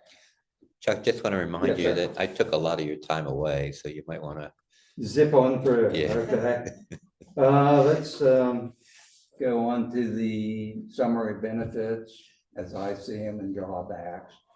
You know, first of all, for the benefits, yeah, northbound riders going with the flow of traffic, going to be safer. Hopefully, the speed limit will help things, and hopefully, we'll have better connectivity from the neighborhood through the North Hills area here. Drawbacks, you know, the main thing is going to be that cyclist safety going against the flow of traffic, going southbound on the east side of the road instead of on the west side of the road. You know, are we going to have trouble with maintenance issues? City caring for what they do. And unfortunately, is there, you know, potential for poor execution of their plan, such as we've seen on Six Forks Road, and if any of you love Hardemont Road, we'll see some pictures of that in a minute as the Green Street. Okay, contraflow hazards. This is what we're talking about, riding the wrong way on the street. It's what your parents taught you not to do. It can be done safely on the correct situation. And contraflow movement of bikes is a main factor in bicycle vehicle accidents. In Quail Hollow's case, there are so many, and we'll see in the next slide, and as we'll go to that, there is if you're going 10 miles an hour and you're going against the flow of traffic, you're hitting a street, crosswalk, or driveway every 10 seconds. If you're zooming down the hill on Quail Hollow Drive, you're looking out and ready to put on your brakes every 5 seconds of your ride. Might be dangerous if you're trying to get a sip of water and not paying attention. This is what it looks like. Now, the great spot where there are no X's, no hazards, that's Eastgate Park. Perfect. great spot for it. But the rest of them, we've got a total of 42 hazards over a little over one mile. And those are all by X's, and there's the 10 roadways, 30 driveway entrances, and two pedestrian crosswalks to worry about. So there's the great, super, everybody would love, to see something like that through the neighborhood. However, that took up that little piece I was just showing you on the map. We'll go through the next couple of slides real quick, please. And this is actually what all of the rest of it looks like. We've got driveways, we've got crosswalks, we've got intersections, we've got city services going on with the garbage collection. The next slide just shows more of the same. We got service vehicles, landscaper, we got parking on the street, more driveways. There's a contractor's trailer up the street there. Everybody's doing a lot of home repairs and so forth. Sure, quick question. Yes, sir. Is the city parking, the utilities, trash cans and the recycling, is that the no parking on the east side applied to those containers as well? I don't think they've thought that out yet. The containers go in your yard. In the yard. Yeah. It's supposed to be up on the right of way. Yeah. How do they get to the containers in your yard if you got a 12-foot section of road? With the arm that comes off the side of the truck. It's not long. All right, so I think that's about, I mean, it's more of the same. You go through the slides. Okay, quick diversion on Green Street. Great, looks super. And I wish they would do something like that for Quail Hollow Drive. It costs some money, and I think everybody would love it. But the reality is, this next slide will show, that is Hardemont Green Street. Hopefully the streetscape for Quail Hollow Drive is not going to end up like what they call a Green Street of Hardemont. Well, I think that's the irony of the whole thing is that, yes, Hardemont and Quail Hollow are both supposed to be green streets. Hardemont, they didn't do the green treatment. They didn't do the cycle paths. So they picked Quail Hollow. We'll see what happens next. So it's a bait and switch. It's a half job is the best way to do it. I had first titled these slides the sales pitch, and the reality, I thought that was a little harsh. So we talked about the contraflow traffic on the two-way cycle track. So what's the problem with getting rid of on-street parking on the east side? It's an inconvenience to me, that's on the east side. So get that out of the way. That's true. However, Quail Hollow Drive is unsafe for anybody to cross, period. You got limited sight distances, you got the vehicular traffic, not that, not very good lighting along it, and 2 pedestrian crosswalks in 1.2 miles. So it's difficult. I mean, you got to hustle to get across. So if you're elderly, Who has the right of way? Pedestrians versus bicyclists? Yeah, pedestrian always does.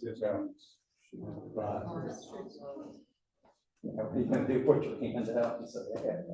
Well, even not at a crosswalk, I mean, at any corner, you're supposed to, pedestrians definitely have, even if there's not a marked crosswalk, that's still pedestrian right of way. Yeah, okay. So Maybe not in the middle of the walk. Does anyone know, there's a lot of discussion about the increased use of e-bikes and e-scooters. Will they go in the cycle track or are they in the road? Yeah, well, they can do either. I mean, anybody can do either. Just because it's a cycle track doesn't mean you have to use it. Yeah, you can do this. So we potentially are going to have a dual cycle track where cars cannot go for any reason, but bicycles, e-bikes, and e-scooters can go anywhere on the road. Sure, including sidewalks. Sure. Yeah. Bicycles are prohibited from sidewalks if there's a bike. Yeah, and I don't know if they, like the cycle track that I bike on their work, they have a big curb that separates the road Yeah. from the cycle track. So what it means is that when the bikes, and again, I'm a biker, and yet I also drive my car going the other way on that road. And these bikes will then go on the roadside, and they'll have little other traffic calming things like, what do you call it, medians or whatever.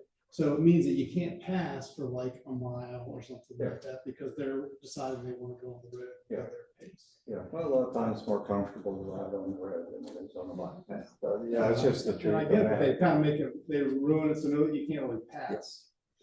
But, some of the other things with eliminating parking, big inconvenience for us, no doubt. But yeah, nobody can cross, but anybody's impairments of mobility, vision, elderly folks like a few of us here, children, pets, workmen trying to carry their tools to your house, you just can't do it. The city did not provide any accessible parking spots in their design anywhere on the east side. Where the delivery vehicle is supposed to park, are they going to straddle the bike lane and the travel lane, or are they just going to block traffic when Amazon comes? So there's a lot of things. And right where we are, a lot of people, this was very important to them, is that you can't, park across the street from Eastgate Park and expect to come here at night to a meeting like this. You'll never make it across the road, and they, no accommodation for overflow parking here. All right, now we'll finally get the way that designing for the way people behave with the next slide here. And that is, city will go through all this.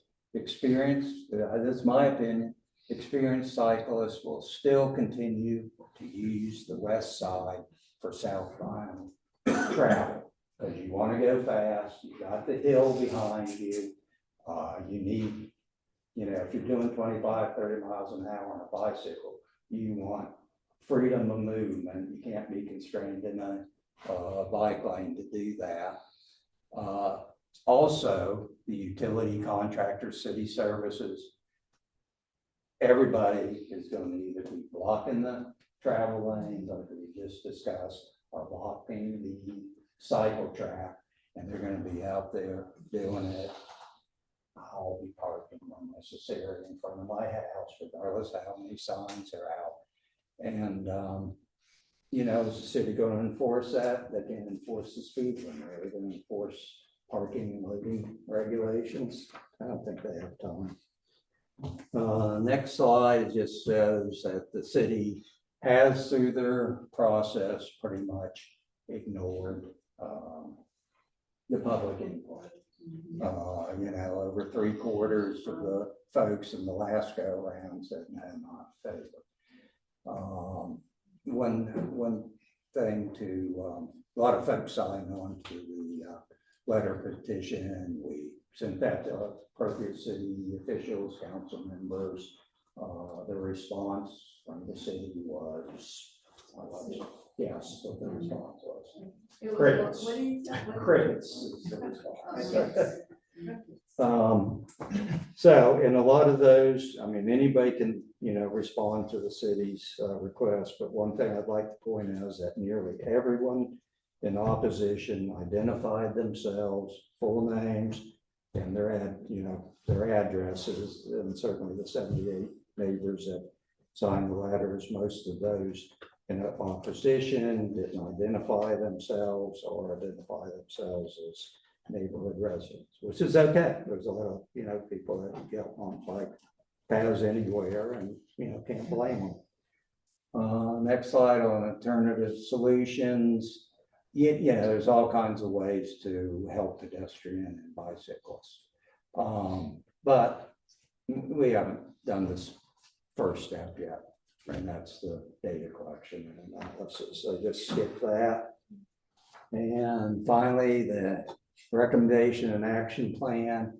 We are at final design, going for budgetary approval and implementation. And all these other steps have been completely neglected, not happened. How much is that budget? No idea. No idea. I don't know what they're gonna do. Yeah, they're gonna make it a But we bike can't lane. pay our policemen and we're way over, we don't have money. Yeah. I mean, they could paint some lines on the road and that'll cost a couple $1,000 to do that. I don't know. That's it. Okay, I guess. Ted? Yeah, that's about all I had on it. Chuck, great job. Chuck did it all on his own, by the way.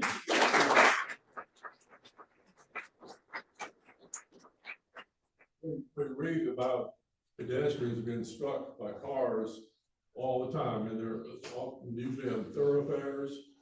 It's at night, they're poorly lit streets, but they're not on neighborhood streets like Quail Hollow. And I think that to put this amount of money into what they're doing on Quail Hollow, and they're neglecting the really dangerous areas and limited funds is obscene. I don't know why they're doing that. They need to be going to the really dangerous areas.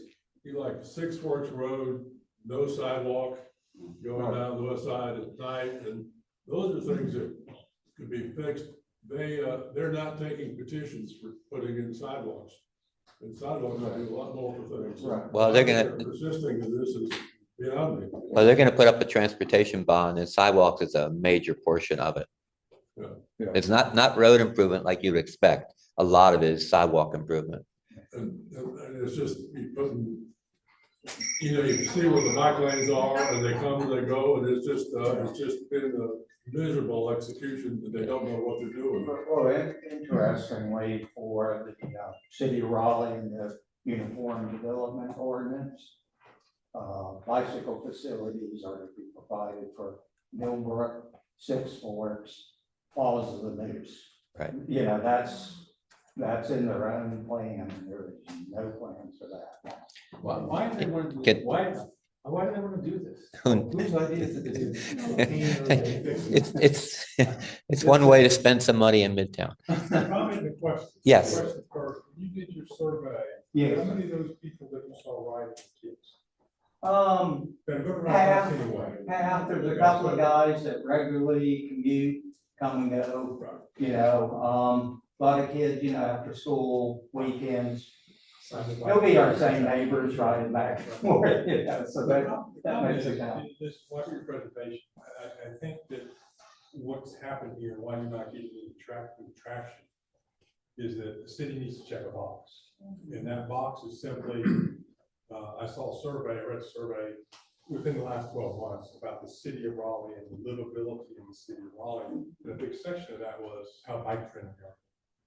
So by doing this mile and a 10, they're checking a big box. Yeah. They're making Raleigh. There's no question about it. Let me show you something real quick before I get a little more discussion here. So there's no money, it's just an idea at this point. Well, there's more than an idea. This is, they spent a lot of money on the plan. Yeah, and they're ready to rock. This may be redundant to some of you, but I took a ride around the city and took pictures of all the cycle tracks that exist in the city. There's none in the upper portion of the city. They are all in the southern portion of the city. And the most southern one is probably Trenton Road, but I couldn't find the one on Trenton Road. But these are some of the streets that are around, and to give you an idea what the cycle tracks currently look at. This is a protected cycle track right by Wake Hospital. You see it's marked, it's protected, no markings, protected. Then this is Pecan Road, I guess it is. It's the only one, by the way, is through a residential area where there's driveways. But if you notice, the cycle track is on the opposite side, and the Raleigh Country Club sits on the side where the cycle track is. So there's no obstructions, there's no driveways. I think there was actually 4 driveways, including the country club there. And yeah, they're down the very end, yes. Yeah, so perfect, yeah. So are both those lanes 6 feet? Well, that's what I was just about to show you. This one, I gotta pull up the header of this one. Yeah, this is Pecan Road. A lot of smaller homes, cycle track on one side, parking on the other. But this street to me, was a little bit narrow. If you notice, there's nobody parked on the street. Because when they're parked on the street, the amount of tolerance for the parked car and the car going in traffic, they're very close. It's real short too. Yes. Couple blocks, couple blocks. But somebody asked about the carts. There's a cart sitting right in the bike path. Yeah. A lot of these are Gorman Street. Now, a lot of people have probably been on Gorman Street. Gorman Street, most of the street has the ability to allow parking and allow for a bike pathway on one side of the street. That's what the inner stripe is for parking. The outer stripe is for the bike path. I don't know if it's a good idea, bad idea. And the same thing applies here in, yeah, and what's the other one off of Green Street? Where Lowe's is. It also has that separated bike parking separation. Yeah. Could you leave that slide there from a safety standpoint? I'm trying to think of a car, not necessarily whether it can be parked on one side or the other, but rather cars coming out of their driveways and having to back into the street. Right. And being able to looking at the cross classifications of the road, the contraflow, cars driving. A driver has to look across a whole lot of things going at different speeds. Yep. And safely back out into the street. Yep. Well, not only that, you look at the kids, the way the kids ride bikes up and down the street, they ride in bunches. You really expect these kids to stay on one small lane while they're riding in a group? It's not going to happen. So. As far as how well the city maintains their cycle tracks, this is up close to what's the Western? I think Western Boulevard. Yeah. That's the Gorman Street. It's Gorman. Yeah, it's Gorman Street. Yeah, right near the Greenway. Trinity has to. So I ride that. Yeah. And that sort of makes sense there. Yeah. But you notice it's protected. It's protected with a curb. You can't use a curb in a neighborhood because service people, mailmen do want to get to your house, put mail in your mailbox, and they can't get over there because of the curb. So there's going to be a protected bike lane, probably with the poles that everybody runs over. In fact, the next picture, that's exactly what happens here. If you notice, the poles are gone. So curbing, I guess, is one approach, but I just wanted to show that to you real quickly. Good shots. And what I have a general question for the audience, especially the bike riders. There's three options out there. One is the typical, both sides of the street have a bike lane. So you ride the right direction on the appropriate side of the street. The other is, as I've showed you, where there's accommodation for a bike path and parking. And then the third option, of course, is a cycle track. So let me take a one by one. How many bikers in particular, how many would like to see the conventional bike path on both sides of the street for normal direction? By show of hands. Okay. How many for parking with a bike lane? Where you, yes, like I showed you, where you have the extra stripe where you can park, and then the bike lane on the outside of the parked car. How about? Yeah, that's the fourth. Fourth one is nothing at all, but that's not going to happen. I can tell you that. That's not going to happen. Showers are not. I got stairs all the way down Lesser Mill Road. Yeah. Showers are an option. That's right. All right. So what I'm hoping here is, please think about it, put your ideas together, and send me an email if you have input into the situation. I think our next attempt, probably what we have to do, I think, is take it stepwise. Fighting the city is almost impossible. You have to take it stepwise and probably go to the bike pedestrian advisory committee. Go back to them first, show them where we are, show them what we expect, and show them the pros and the cons, and see if we can get another consideration out of them first. And then go to council and see if council will reconsider what they've already approved theoretically. That's a question, by the way. I have asked whether it's been brought to council, and I don't think it has. So I think that's part of it. It's a lot of the transit stuff does not have to come to council. My understanding is, one thing the city council does have to act on is changes to parking regulations on the street. Yes. So they may not have to approve a bike track individually, but when parking is changed, that requires an ordinance. Yep. And there's three parts to this. It's the bike path, cycle track. There's the Green Street treatment of beautifying, collecting water for the sewer system. And then the third part is traffic calming. The traffic calming part scares me the most because you've seen examples of how well the city does it. And once they do it, trying to get them to correct it after the fact is near impossible. So it's very important to get the planning right first and then let them execute it. Would bicycles be required to obey traffic, stop signs at the intersections here? I would think so. I mean, the bikers should do it as well as cars do, right? So. Yeah, I attended a feedback bicycle pedestrian rally, and they have them on Monday night, downtown, dark, no one's there, and you wind your way in, and there'll be people sitting there, 0 people in the audience, or maybe 1 or 2, and the city people will come out with a plan, and they rubber stamp it. They don't do site visits, nothing. I mean, if there's ever a useless organization in the city, it's that feedback. So we try hard at that.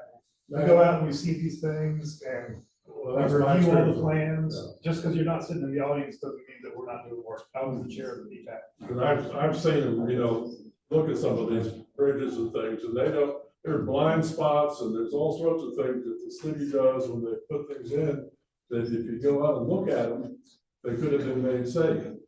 And it takes them forever to change them. And I just, we can make things a whole lot worse by trying to do more and fix them, because it's sort of an ideological thing as opposed to really making it safer.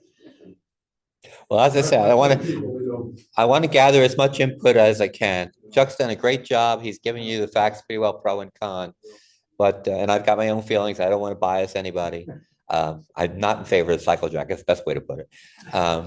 I think when you take away people's parking, you should have a purpose for taking away people's parking. And with the number of people that use the bike path on Quail Hollow, if there were one, I don't see the justification at this point for it. I think there's a better alternative. As you all had a consensus of, the appropriate thing is the bike path on both sides of the street for the way you're used to it. And I don't. That would require removing parking on both sides. There's 48 feet. Yeah, I don't. They don't do that anymore. That's dangerous. The parking right next to It's like you see, it's like they have on Hardemont. But hey, it's better than nothing. And if you notice, if you notice on Hardemont, there's no signage. They don't put up the sign that says no parking in a bike lane. If they did that, you're right. There would be no parking on Hardemont on either side. So that's the law right now. The law is can't park on bike. there you go. Well, city council voted on it. Hardemont, no parking. That's the problem. Oh, really? They don't enforce it. There's parking in that. They might not enforce it. There might not be signs. City council voted on it. It's the law. Yes, it's the law. So there should be no parking at Hardemont. So much better to ride now than it used to be. Yes. I feel so much safer on my bike. Yes. On Hardemont. Yes. The only mistake to me is, A lot of people don't like it because it's such a terrible driving experience. well, the only mistake on Hardemont, there's 2 things on Hardemont that I objected to. One is that when they put these extended curbs on, they ran them too close to the intersection with the street coming in. So you have to go out into another lane to actually make a right-hand turn. And the other is that they put the speed bumps so far away from the curb that they had to put the poles in there to keep the cars from bypassing the speed bumps and just driving on the flat part and driving around them. So if they had run the asphalt just over a little bit more, cars wouldn't be able to get through there, but there's plenty of room for the bikers. So and we haven't been able to make that change. Okay, I kept everybody